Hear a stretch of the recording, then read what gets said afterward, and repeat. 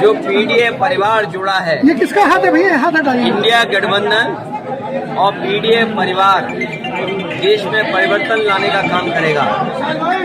जो लोग 40 या 400 पार की बात कर रहे हैं, ये इंडिया गठबंधन और पीडीए परिवार मिलकर के इन्हें 400 पर हराने का काम करेगा। आज किसान के सामने संकट है। जो लोग आय दोगुनी की बात करते थे, आय दोगुनी नहीं हुई, किसान का लाभ छीन लिया इन्होंने। और इलाहाबाद से बेहतर, प्रयागराज से बेहतर कौन जानेगा, जहां पर नौजवान अभी अभी सड़कों पे था। आरओ एआरओ की नौकरियों को लेकर के वो धरने पे बैठे थे, वो री एग्जाम की मांग कर रहे थे। उन्होंने, प्रशासन ने, सरकार ने दबाव बनाया, लेकिन मैं बधाई देता हूं छात्र नौजवानों को जिन्होंने री एग्जाम कराकर ही अपना आंदोलन खत्म किया है। ये कैसी सरकार है जिसमें हर पेपर लीक हो रहा है? ये पेपर लीक नहीं हो रहा है, ये सरकार जानबूझ करके लीक कर रही है। सरकार की नीयत नहीं है नौकरी देने की, नीयत नहीं है नौजवानों का भविष्य बेहतर हो। ये पेपर लीक हो रहे हैं, ये लीक जो कर रही है सरकार पेपर, इनके वोट लीक हो रहे हैं। जो मैंने गणित समझाया, 60 लाख बच्चों का जो परीक्षा छूट गई, जिनका एग्जाम हो करके पेपर लीक के कारण दोबारा उन्हें लिखना पड़ेगा। 60 लाख गुणा 3 अगर हम सदस्य परिवार के माने तो 1 करोड़ 80 लाख लोग होते हैं।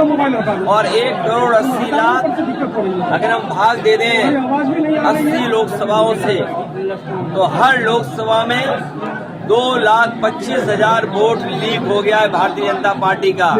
उत्तर प्रदेश में सफाया होने जा रहा है भारतीय जनता पार्टी। प्रत्याशी बहुत जल्दी घोषित हो जाएंगे और चुनाव की तारीख आते आते जनता भारतीय जनता पार्टी को हराने के लिए तैयार मिलेगी। गठबंधन बहुत हो चुके हैं, अब मैदान में लड़ाई में जा रहे हैं। लेकिन आजमगढ़ और कन्नौज से जो है, अरे कन्नौज देश की राजधानी नहीं है, कन्नौज नहीं, 80 हटाओ का नारा है। बीजेपी हटाओ, लोकतंत्र बचाओ। बीजेपी हटाओ, संविधान बचाओ। बीजेपी हटाओ, नौकरी पाओ। बीजेपी हटाओ, रोजगार पाओ। ये चुनाव में लड़ाई जाता है, चुनाव इसीलिए आते हैं कि लोग लड़े चुनाव।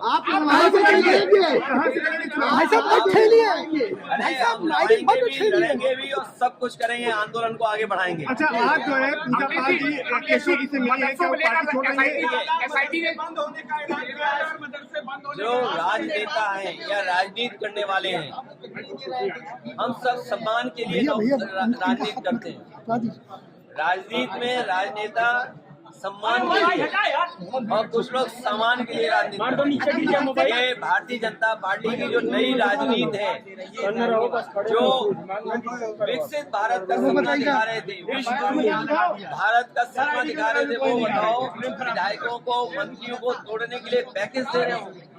सर्वे से थोड़ा आइडेंटिटी कर लीजिए, थोड़ा सा कर लीजिए। बचाने के लिए इंडिया गठबंधन एनडीए परिवार को जिताए, यही आह्वान समाजवादियों की हमारे उत्तर प्रदेश के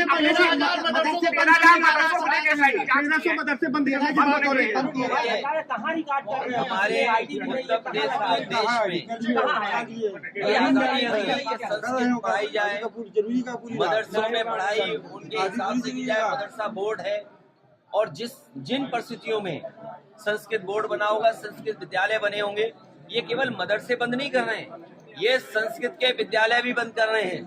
जो सुविधाएं नेताजी ने, समाजवादियों ने संस्कृत के शिक्षकों के लिए, गुरुओं के लिए या संस्कृत की संस्थाओं के लिए दिया था, उसको भी छीन रहे हैं।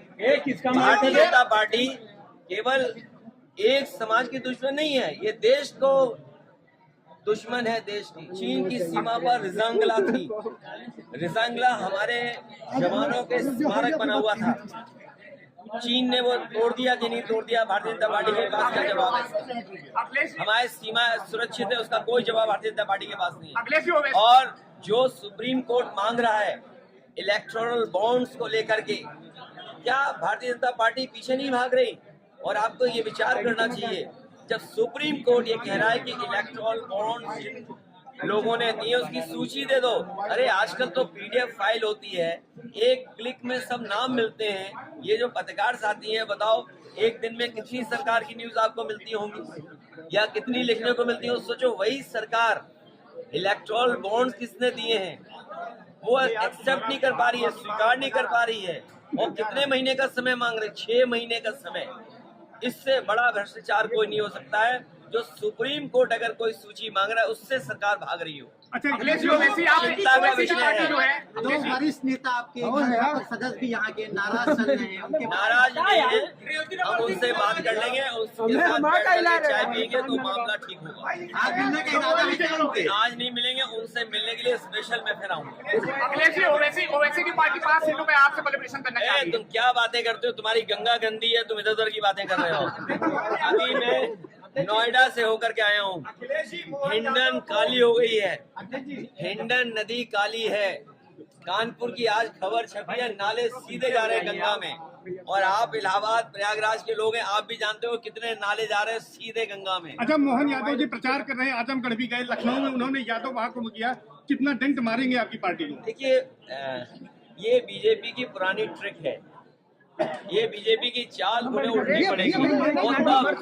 सोचिए मुख्यमंत्री जी क्या कहते हैं क्या करके, आपको जानकारी होनी चाहिए। मेडिकल उन्होंने उद्घाटन किया, दीवार के अलावा कुछ नहीं है, केवल दीवारें हैं, छतें, कोई अस्पताल नहीं है।